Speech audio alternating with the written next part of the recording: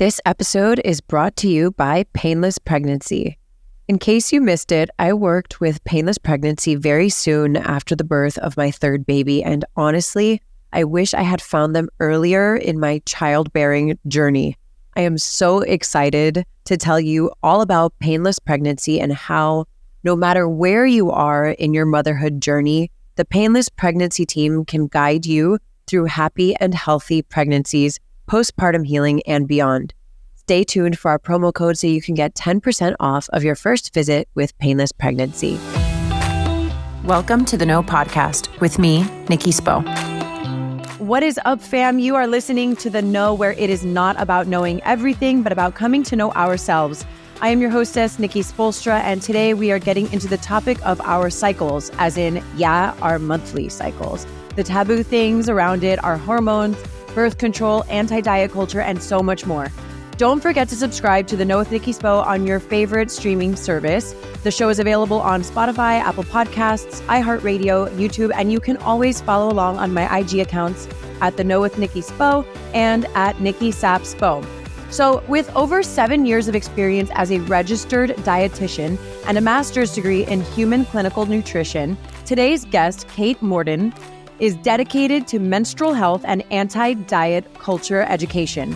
She founded Bunk It Wellness with a mission to empower all menstruators, providing them with autonomy over their bodies and helping them make peace with food and their cycles. Kate is a speaker on Period Chats, which is a hormone wellness podcast that features Kate and a diverse array of guest experts discussing society's impact on women's health every week. If your period gives you the ick, if you have feelings about your cycle, or you want to have more peace with it, this episode is for you. So let's jump right in with Kate Morton.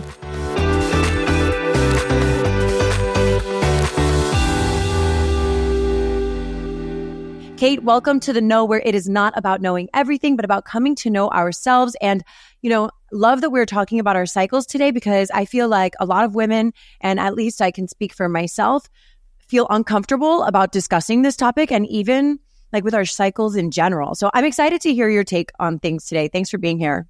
Thanks so much for having me. I could literally talk about periods and cycles all day long. So I am just thrilled to be here.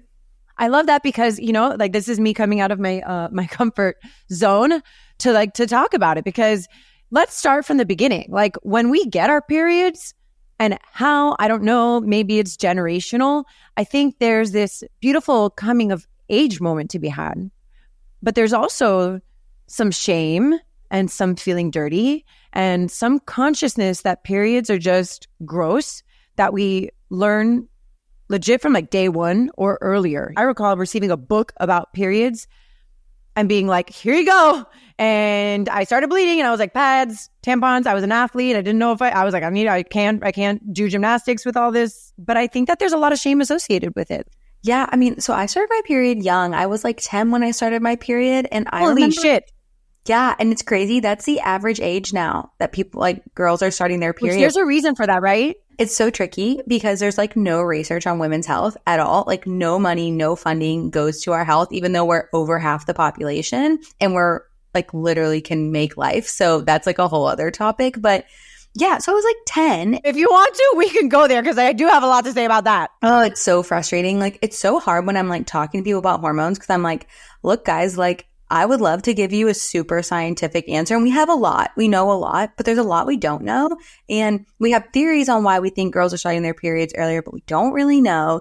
And I was literally so ashamed. I had to call my mom because I was at school. And then I literally lied to her for like 2 years. She bought me enough period products to probably last like a lifetime. And she'd be like, oh, did you start your period this month? And I was like, absolutely not. Like I would not talk about it. And it's so interesting because being that young and having that much shame is like, where does that even come from? There's so much that we're just absorbing on a daily basis.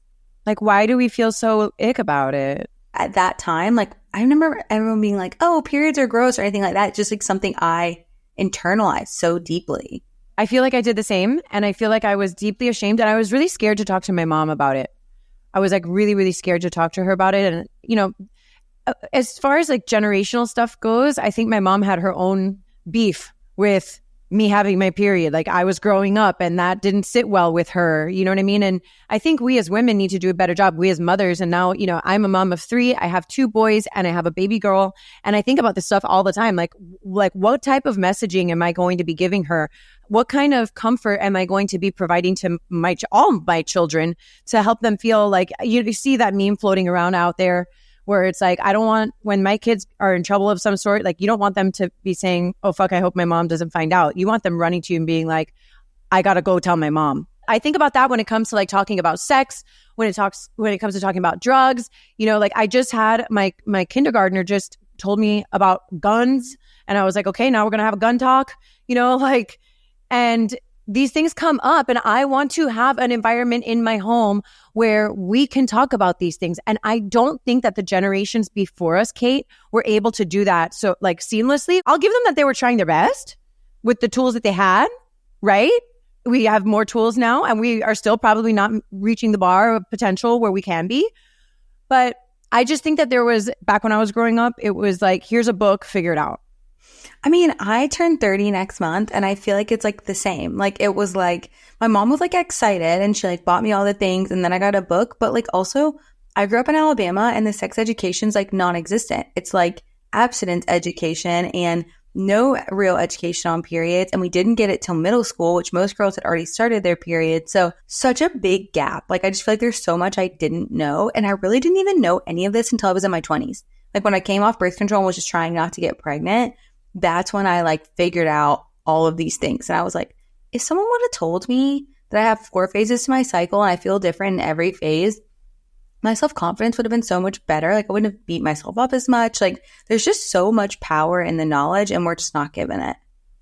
I do want to talk about the 4 cycles because this is something that is very new to me. And, thankfully there are so many like benefits to social media, right? Like there's obviously like it can be disastrous rabbit hole and like a comparison joy thief situation, but there's a lot of information out there and more people are talking about it. And so I started seeing Instagrammers and influencers and TikTokers talking about these 4 phases, which we are going to get to later on in this conversation. But on the birth control note, like I had been on birth control since I became sexually active, which I know it's like, I'm admitting something here. I know it was very early, but it is what it is. I was 15. That's most people. And like, I think we just have to talk about it. Like, like I feel like with my friends and like, we would not tell our moms anything, and some disasters happen. It was actually my dad who had the conversation with me. I remember there being a lot of shame around the fact that I was having sex, like from my mom. But my dad was just like, all right, sweetheart, like this is what's going on. And we're going to go to the doctor and you're going to be on birth control, right? And there was really no discussion other than that. Like I didn't ask questions. I didn't go on the pill. I went on this product called NuvaRing and that worked for me. And I had stayed on it, Kate, till I was 29, like after my ex-husband and I got married, right?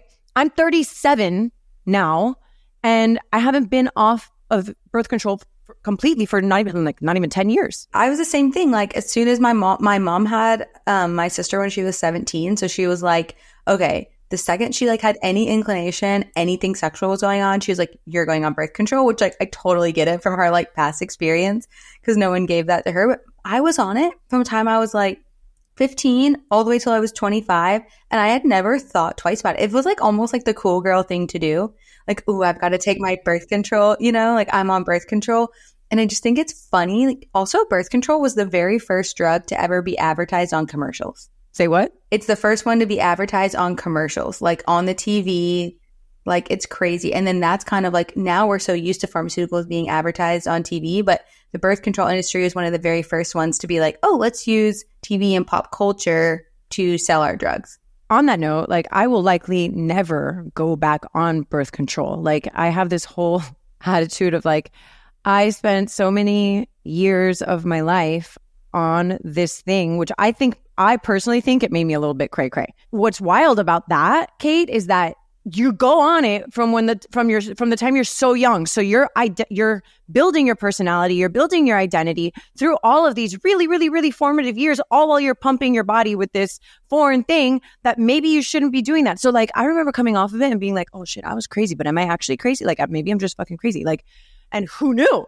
Who knew? Because now this was like my kind of personality because I had just grown accustomed to this. But I did know that there was a difference in the feeling. And I remember thinking to myself, especially once I was married, I was like, I had been on birth control and I had been with my ex-husband for a very long time. So I'd been on birth control all that time. And I'm like, I was doing that primarily not to regulate my period, to not get pregnant, right? Before I wanted to get pregnant.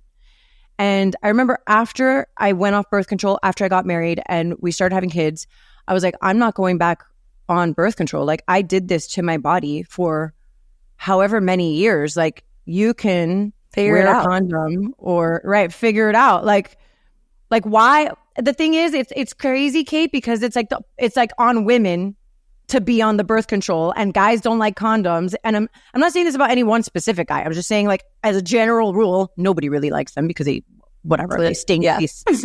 But like, why does that have to fall on us? They've tried to do male birth control and there is like one that's like promising, but so many of the male birth control studies have been stopped because they started experiencing symptoms like weight gain, mood swings, fatigue, crying spells, like all the things that we deal with.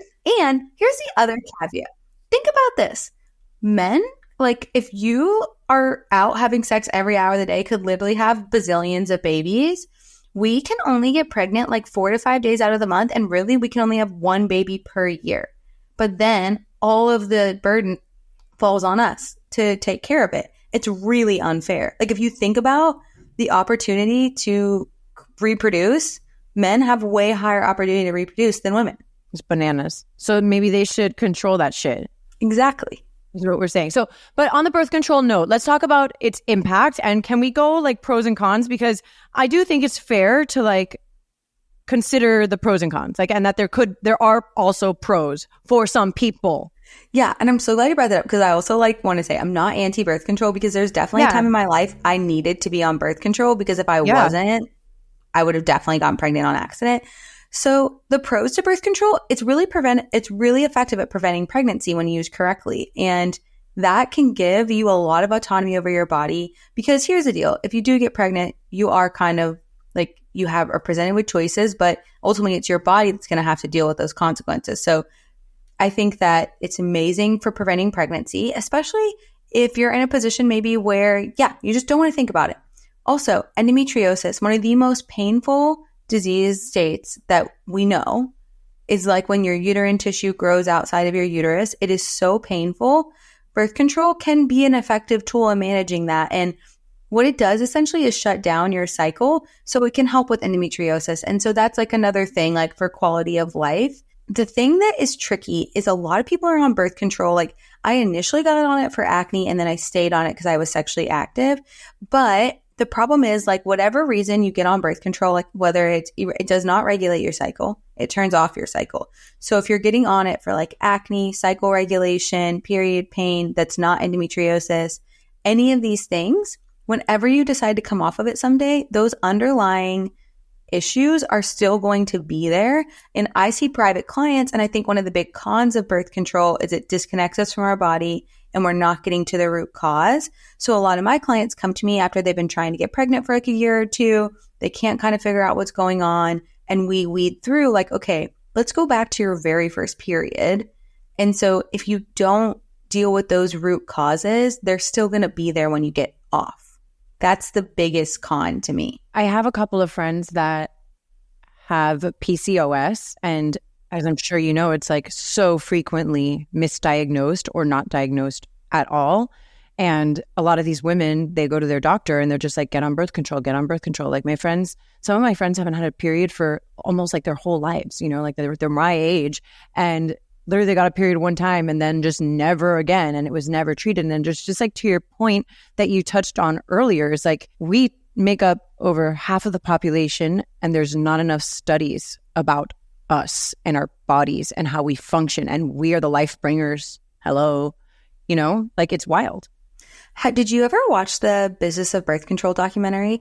Oh, no, I watched The Business of Being Born. Oh, I have not watched that. The Business of Birth control is really interesting because it like lays the foundation of birth control. And so in a lot of those initial studies for birth control, if you experience any negative mental health like crises during that study, they threw you out of the study. And because they didn't want to record your experience. yes, and they were saying it was unrelated. So that's the other big con is I know it's a very common thing for birth control to cause different mental health crises and crises. I don't know the right word.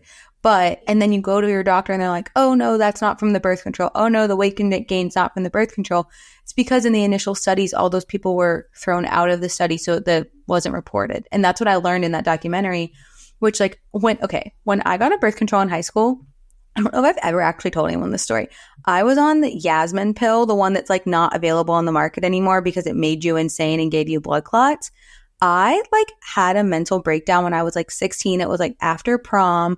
Like my mom was like convinced something had happened to me at prom. Nothing had happened. It was just like this culmination of like all the hormones being pumped through my body. Whoa. And I had a weird allergic reaction to it too. And so it was like I had just started the new birth control like a month before, and I ended up literally in the ER because I was like having a breakdown, and I was only like 16. It's just like I have a lot to say on it. I could like tangent and rant, but pros and cons. Pro, you won't get pregnant, most likely if it's used right. Pro, if you have endometriosis, it can be an effective tool in pain management. And also, it just, some people do at some points in their life just need a break from whatever's going on with their cycles. Cons, it has a lot of health risks, including blood clots, nutrient deficiencies, mental health crisis. You're disconnected from your body. And I think that's the biggest one. And then also something that's interesting is you would think because you're not ovulating that maybe you would not go through menopause as early or different things like that. We don't know what actually happens to those eggs because you still go through menopause at the exact same time. I feel like I don't know much about menopause. I'm not there yet. And I'm like, I don't know what I don't know till I know it. Menopause is another one that I'm like, why aren't we just taught about it as kids? Like it's going to happen to all of us. Like why not? Exactly. We should be talking about it more. I remember a woman that I'm friends with who is in her 50s, she was telling me about, like, this is probably when I was in my 20s, she was telling me about how she was experiencing painful sex with her partner because she's going through menopause. And she was like, oh, you don't want to hear this. You're young and you have your shit together and, you know, like everything's good for you. And I was like, no, like I need to hear this. We should be talking about it. Like, I want to know, like, what the fuck? It hurts? What do you mean it hurts? And it's not just your vagina that gets dry. It's like your eyes get dry, your mouth gets dry, like all your mucosal membranes get dry. And we do not talk about it enough because like also society does not like to honor aging women. And so of course we're not going to talk about sex and menopause because who cares about anyone over the age of like 25 having sex? Like our society's just so twisted. You know, I was talking to another friend, a guy friend, and his parents are still married. And I said to him, you think your parents are still having sex? Like, I ask people this question every once in a while, and most people are like, oh, blah, blah, barf, right? This guy was like, man, I hope so. For and real. I was like, that's what I want. Like when I'm... Yeah, and that's what this dude said. He's all, I want to be having sex till I'm dead. Like, till I die. He's like, so if I ever get married, I want my wife to be able to have sex till she dies too. Exactly. We do need to start normalizing the conversation. But Kate, I want to touch on what I think is really important is the disconnection to your body, because I think that's really, really generational and it's like insidious, right? It's something that we're taught not to trust ourselves from the beginning, I think, as girls. Yeah. And I think it's really interesting because that's exactly what it is. And I think it speaks to that shame you and I both felt. Like when we started our period, like we didn't know why, but we felt like it was bad and wrong and dirty. And it's so interesting because I don't even think I really understood the concept of like body connection, pleasure, like any of these things till like 25, which like I've been having sex for like 10 years at that point. But the big thing I also think is when we're disconnected from our bodies, we don't appreciate them and we don't love them and we don't take care of them the way that we should. And I was talking to my grandma and she was like, yeah, I don't think I know any woman that like really truly like loves and takes care of herself. And I'm like, that's so sad. And I really think it comes from this body disconnection. Like there's 4 phases of your menstrual cycle. You feel different in each phase. Your body needs different care in each phase. Also, on top of that, I think just like understanding how much was going on in my body with my cycle on a monthly basis gave me so much appreciation for her. Like, wow, my body's doing this all the time without me even knowing. This is actually so cool. Like, it's a superpower. And so, yeah, body disconnection and lack of education are just honestly what I think create such like a body image and like taking care of ourselves crisis for women. You have hosted a TEDx talk. I mean, first of all, congratulations. That's really awesome. Thanks. On how positive and medically accurate menstruation education can change the world's perception of menstruation, right? Perception of menstruation. What is the perception that you're referring to? And what do you think that perception is? It's interesting because even when I started this, like really down this like journey and started my business 4 years ago, when I would first tell people what I do, like, oh yeah, I make food-based supplements for the menstrual cycle and I provide menstrual cycle education. Everyone would be like, ooh. Like I got this like weird, like pre-pandemic, like that's what you do? and they like wouldn't want to talk to me anymore. If I'd be like at a networking event, it was like game over. Like investors thought it was a horrible idea. And then something shifted. And I think maybe it has to do with TikTok, social media, whatever it is. I do think the current perception is better, but I also think I live in a little bit of a bubble, to be completely honest with you, because sometimes when I'm outside of my bubble and I explain what I do, people be like, ooh, you can't talk about that at work, or ew, you can't talk about that like in public, or this isn't like appropriate for the dinner table. And so I still think the current perception is very misunderstood. I think people think periods are gross. We have a tax on we have a luxury tax on period products, I think in 21 states right now. I mean, I think that's, yeah. If you look at your receipt, there's your period products, there's your sales tax, there's an additional luxury tax on top of them. Texas made $24 million in 2022 off of the tampon tax. I'm shook. I know. So I think that explains the current perception that we don't value menstruation. We do not value people who are menstruating. And then we also don't understand it. So we think it's gross and dirty and we shame people about it. So how do we change that? Like, well, what did you address in the TED Talk about addressing that? You know what I actually think the most powerful way to change it? I have a whole theory about education, but I actually think perception and pop culture is the fastest, most effective way to change the period stigma.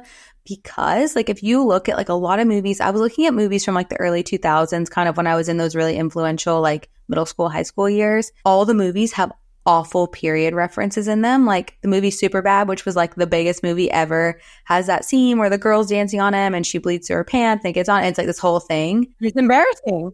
Yeah. But I think the fastest way that we can change that perception, one, talking about it on podcasts like this, two, movies, TV shows, like even like Love is Blind, talking about birth control, like all of these things, I actually think that's the fastest way to change it, because I think if we can change the way kids view it, and it's hard sometimes, like when your parents telling you don't want to listen, but maybe if some cool person on TV, think that's one way. I think the second way is medically accurate education. So no shame-based education, no fear-based education, just education about what's actually going on in your body and explaining it to the entire class. Don't separate the class, like keep everyone together. Let's have a conversation about it. Let's understand both what's going on in both sides' bodies.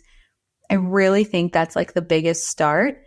And just encouraging all your friends, all your family to like get in touch with their cycles, to talk about them at work, talk about them with friends, because things can't stay shameful if we bring them to the light. And so I even find myself, like the other day I was talking to someone new and talking about my period, and I could see on their face that they were like uncomfortable. And I was like, okay, I'm going to try to make this conversation comfortable for them, but I'm not going to not say something because I feel like it's quote unquote wrong. I'm totally here for that. And I think that when we talk about something, that we create a sense of community around it, and that we bring to light like the things that we're experiencing that a lot of other people are experiencing too. Like it's not just us. It's not just us. And that's why conversations like this are so important. All right, my loves, I want to pause and take a moment to thank our sponsor for today's episode, Painless Pregnancy. I have been working consistently with painless pregnancy since the birth of my third baby, and I truly cannot sing their praises enough, which is why I'm so excited that they have come on as a partner for the Know with Nikki Spo. Painless Pregnancy is the leading in-home concierge physical therapy company focusing on the pregnant and postpartum woman. Not only do they provide incredibly valuable services to those women in pain or dysfunction, but they also offer every aspect of wellness. This means that they take care of you during your pregnant and postpartum season of life. They keep you strong and flexible. They keep your pants dry and your sex pain-free. They even do all of the body work needed to maximize your delivery. If you are currently pregnant or have ever been pregnant, you need to reach out to them. They are skilled in assisting with like a bajillion women-specific needs, such as pregnancy and postpartum, obviously, vaginal and C-section deliveries, pelvic floor therapy, physical therapy, diastasis recti, urinary incontinence, fecal incontinence, pelvic organ prolapse, and overall having a healthy pregnancy. I know. Some of this stuff is cringe, but these are like real things that happen, and oftentimes women don't want to talk about them. And you know me, I'm going to talk about it. So if you or anyone you know is on a motherhood journey, I highly recommend reaching out to Painless Pregnancy, no matter what season of motherhood that you're in. Use my code Nikki Spo 10 for 10% off of your initial visit. For more information, be sure to check out the sponsors page at nikkispo.com or check out Painless Pregnancy directly at www.painless-pregnancy.com. Until every woman heals, having this team in your corner to take care of your body is everything. I want you to break down each phase of the menstrual cycle and go over the associated hormonal changes. And for the record, I feel like men need to hear this too. Oh, I agree. It's interesting. I was looking at my podcast and actually 10% of my audience is male, which I thought was really cool because all we do is talk about hormones. So yeah. And I think actually guys are getting way more interested in this too. So I think everyone needs to hear this. Everybody take notes. Let's go. Get out your notepad. I'm going to break it down and try not to like go on a tangent about anything. So the best way I can explain the 4 phases, and I did not come up with this. This is like, I heard this somewhere else, but is like the 4 seasons that we already know and experience like in the weather. So your menstrual phase is the first day of your period. And so another thing to point out, your menstrual cycle and your period are 2 different things. Your period is just a piece of your menstrual cycle. Okay, because the menstrual cycle is the entire 28 days. Yeah, exactly. Maybe 28. Hey, I knew it. I knew something. You knew it. A+, gold star. So the very first phase is like the first day of your period. And if you spot before your period, the first day of your period is actually going to be the first day you would like need to use a period product. That's going to be day number 1. This phase is associated with winter. So think about like cozy, warm foods, like slow cooked, nutrient dense, rich foods. And then you're going to want to be resting, snuggled up, all cozy, taking it easy. But then your hormones are the lowest in your whole cycle. So a lot of people are like, oh, you're so hormonal on your period. You're actually not. The symptoms you experience before your period actually come from the hormones dropping off and dipping. So no hormones on your period. Cozy, warm foods, take it easy. You can do some yin yoga, walking. I mean, do whatever feels good to you. Most people I know aren't wanting to go like run a marathon on their period. So just take it easy and feed yourself warm foods and stay hydrated and incorporate electrolytes because you forget that your uterus is a muscle.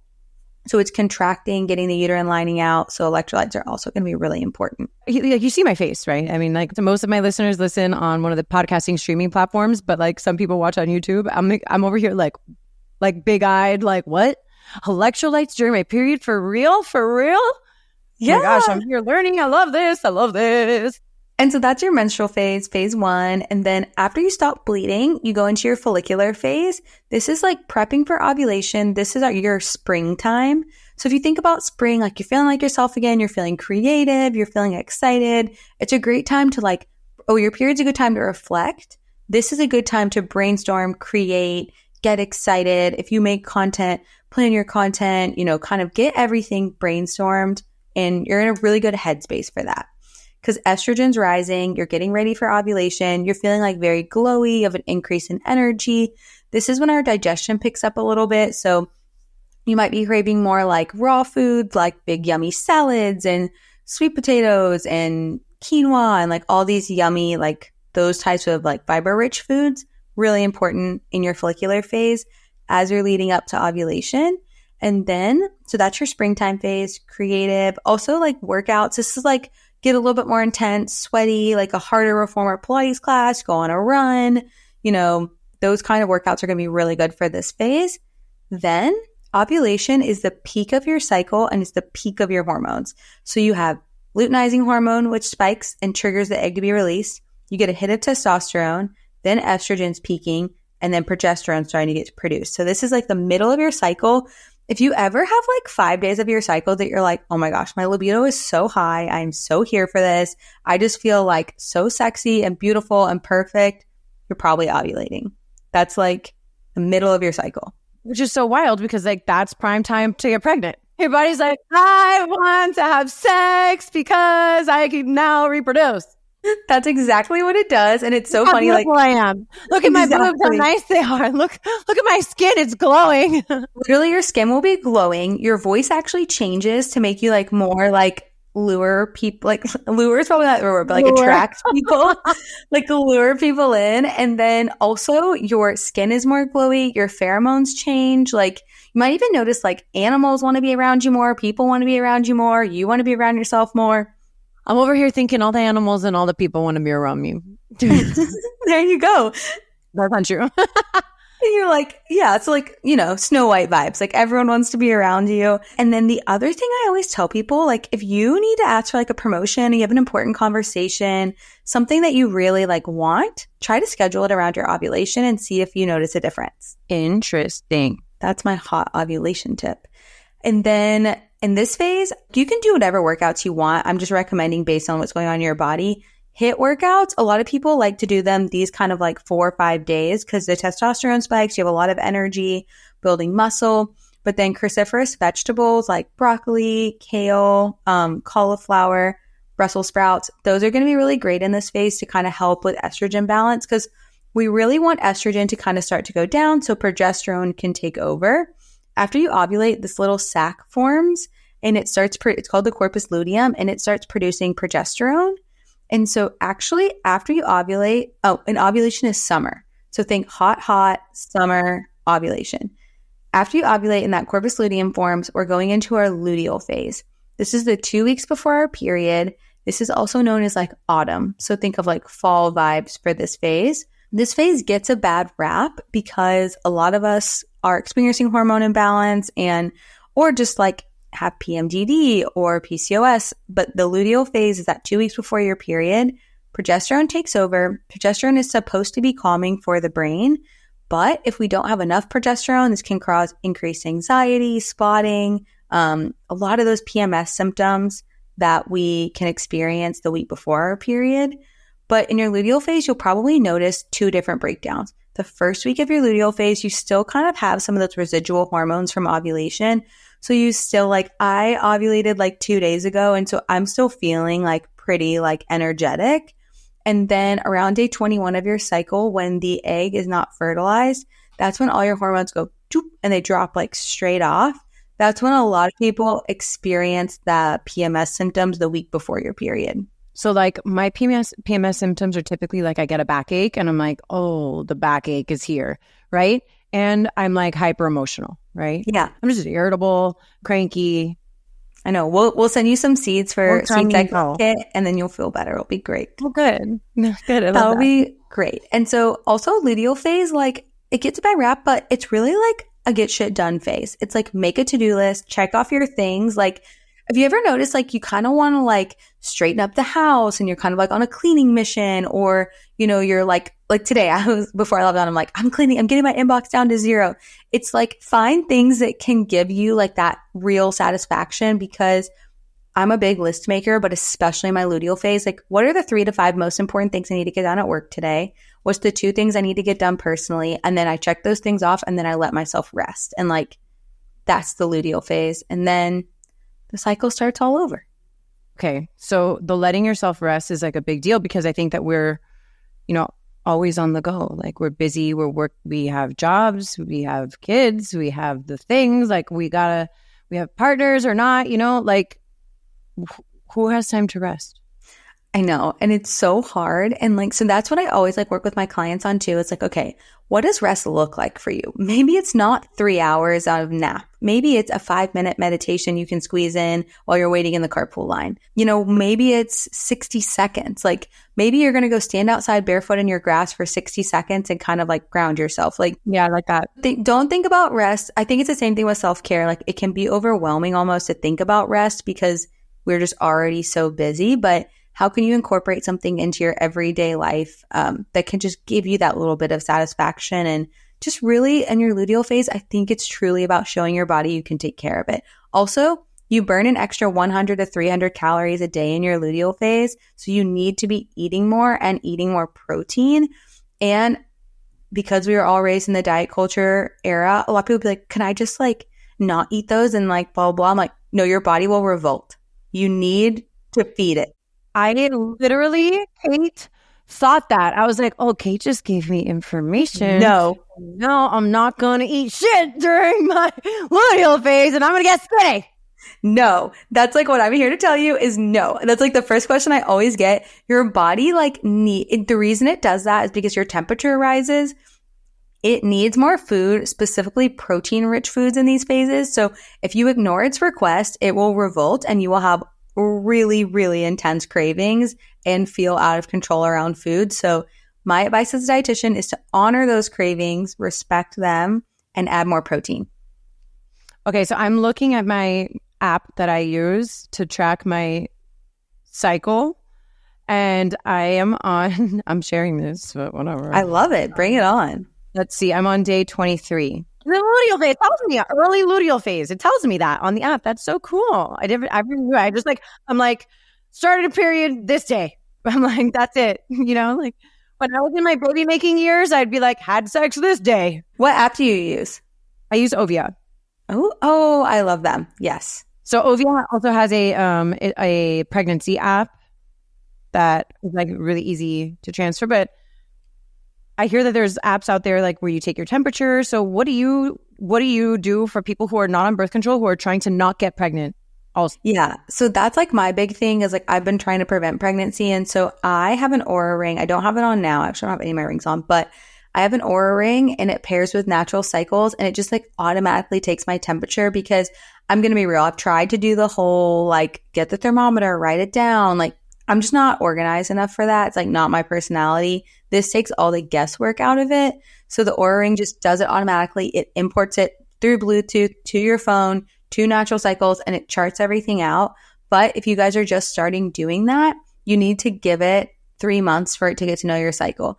Because I've had a few friends get pregnant in those 3 months because they had too much trust in the app. So, don't have too much trust. Use protection, pull out all the things until you really get it figured out. Do all the things that you need to do. I have a question. What is seed cycling? Yeah. So seed cycling was like big, my introduction to hormone health, because as a dietitian, I'm very skeptical of a lot of supplements that are made in labs that don't have third-party testing. I don't know if anyone who's listening knows this. Supplements don't have to be tested. They don't even have to contain what they say they do. No one's checking. And nobody cares. Nobody cares. No one's testing it. You have to really trust the brand that you're buying from. So that's just some information I feel like everyone should have. So when I got off birth control, I had awful acne. Okay, I had a lot of other issues, but I'm going to be real with you guys. The acne was the one where like my grandma one day, we were FaceTiming and she's like, oh, are you okay? Like your skin looks so bad. And I was like, oh God, thanks. So I had really bad acne and I was trying to figure out what's going on with my hormones. And I had a doctor and a friend recommend seed cycling to me. And it's a food-based approach to managing hormone balance. And essentially what it is, from the first day of your period till you ovulate, ground pumpkin and flax seeds. Then after ovulation to your next period, ground sesame and sunflower seeds. It's a tablespoon of each seed every day when you're in those phases. And I really thought it was going to be BS because it was like, this is too easy.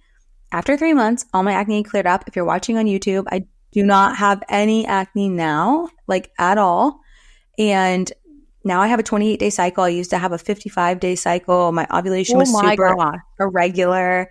And I've been doing it for 5 years now. And so I actually started doing it for myself. Then I started making it in my kitchen because my friends were like, I want to have good skin. I want to have a better period. Then their friends started buying it. And then it turned into a full-on business that now we have like a manufacturer and like a big warehouse and stuff. So that's what we do at Funkit Wellness is we make seed cycling easy because organic, non-GMO seeds are actually really hard to find. And if you ever see in the grocery store, the seeds are in those big containers that are clear. Light actually damages the nutritional value of those seeds. So essentially what we did, we get them straight from the farms. We cold grind them, package them, and we get them to you within 4 weeks of production. And they're in opaque bags. So I really tried to make it as like good as possible because you can totally do it from the grocery store. We actually just made a video on social about that, but it really costs about the same and the quality of seeds just isn't as good. I don't get it. I need you to break it down for me more because these pumpkin seeds before and the other seeds after. Yeah. And why does that work? Say you day one, start your period. You're going to have 1 tablespoon of ground flax, 1 tablespoon of ground pumpkin. You're going to add it to the food you're already eating. If you use Funk It Wellness, we send you a bag. They're mixed together, 2 tablespoons. You just add it to your food. And then they have to be ground because if you don't grind the seeds, you'll just poop them out and you're not going to absorb any of the nutrients. Let's be real about how much we're chewing our food. We're not sitting there and chewing it 50 times. It's just not happening, especially the sesame seeds, which are tiny. So we're talking about that first half of your cycle. So from the first day of your period till you ovulate, you're having those pumpkin and flax seeds every day on the food you're already eating. They have magnesium. They have a ton of omega-3 fatty acids. They have phytoestrogens and they have zinc, all of which are very important for supporting estrogen and building up to ovulation.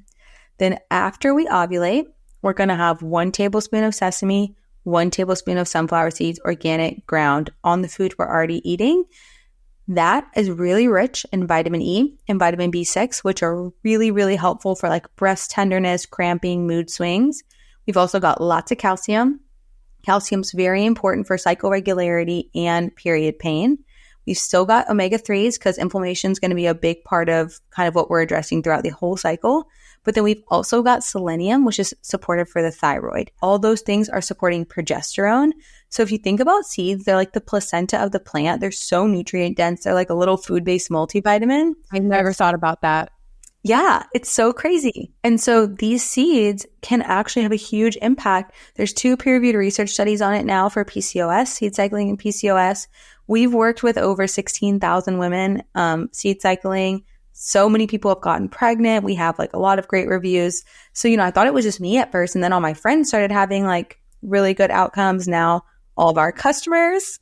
That is so awesome. It's when the vibe is vibing, when the thing is hitting, the thing you want to hit, it's hitting and you're doing it and it's happening and it works. And you start to build this trust in yourself. And I think a lot of it comes back to our sense of intuition and a full circle way, right? In the beginning of this conversation, we were talking about how we don't trust ourselves and our intuition. We're disconnected from our bodies.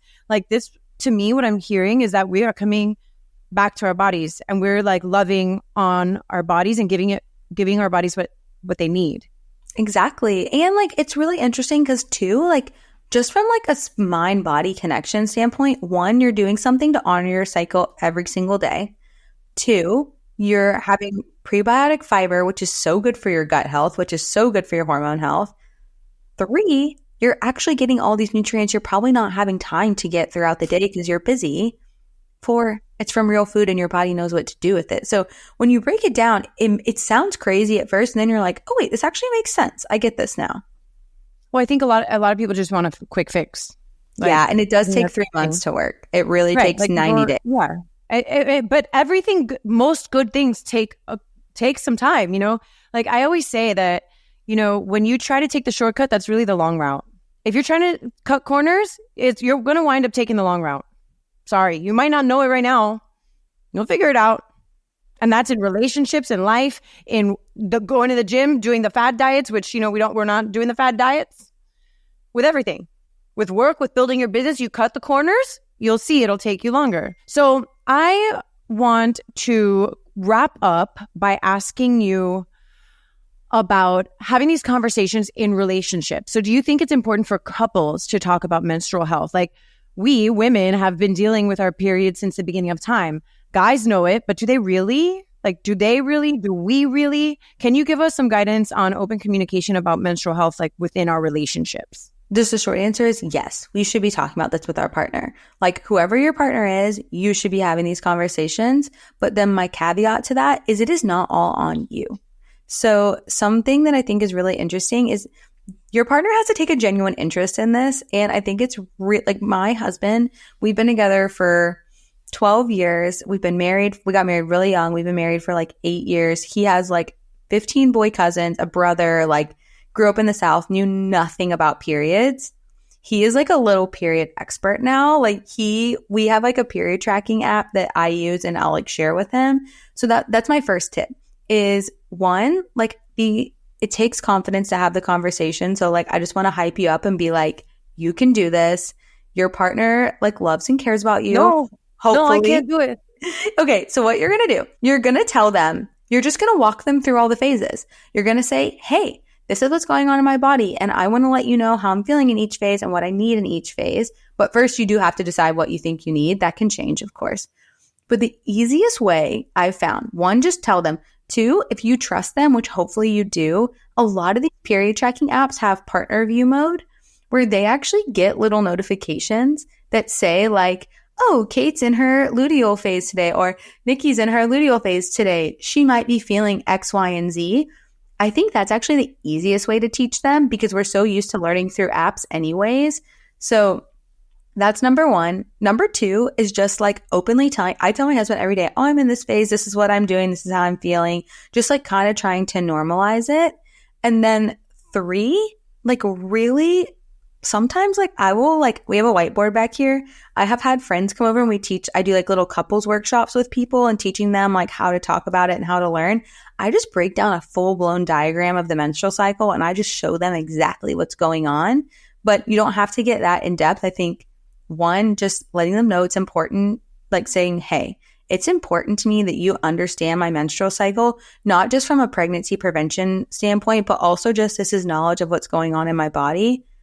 Two, I'd like to add you in partner view mode to my period tracking app so that you can understand like on a more practical daily level.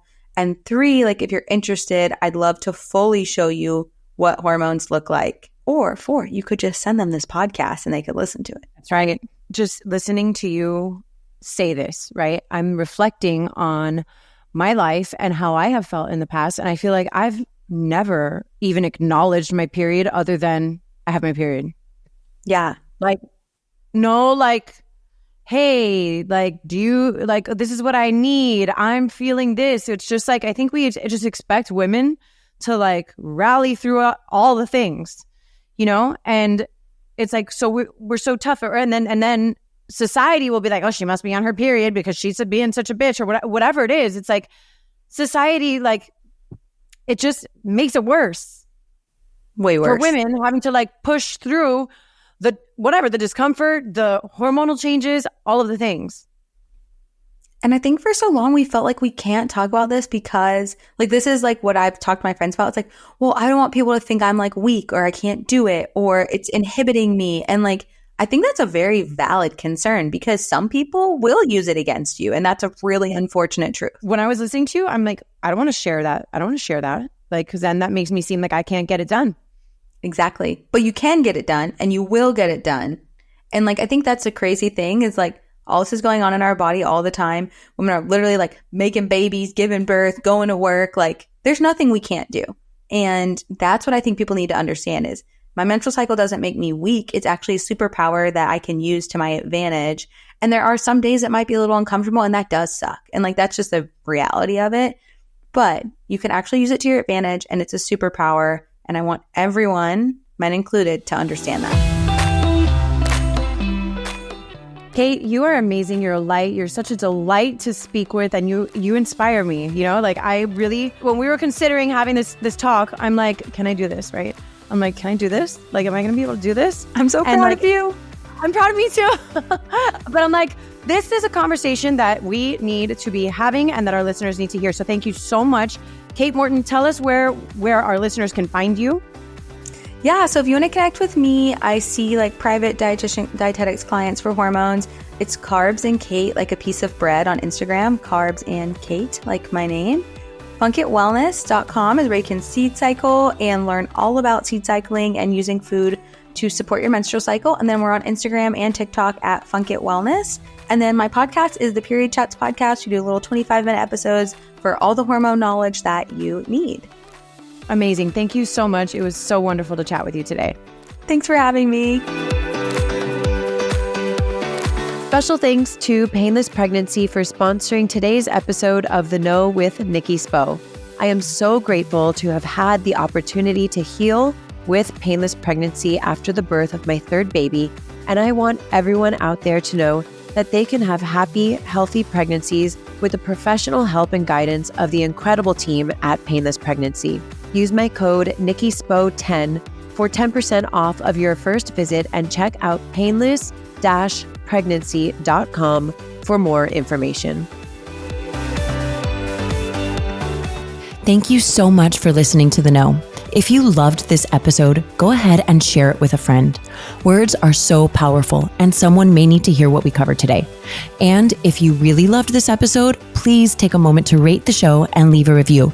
Your comments are so important and valued, and they give other listeners insight on what to expect on The Know. You can connect with me personally via Instagram at Nikki Spo and The Know with Nikki Spo. My hope for you today is that you are fearless in looking inward so that you can be your highest, most authentic self and go after the life of your dreams.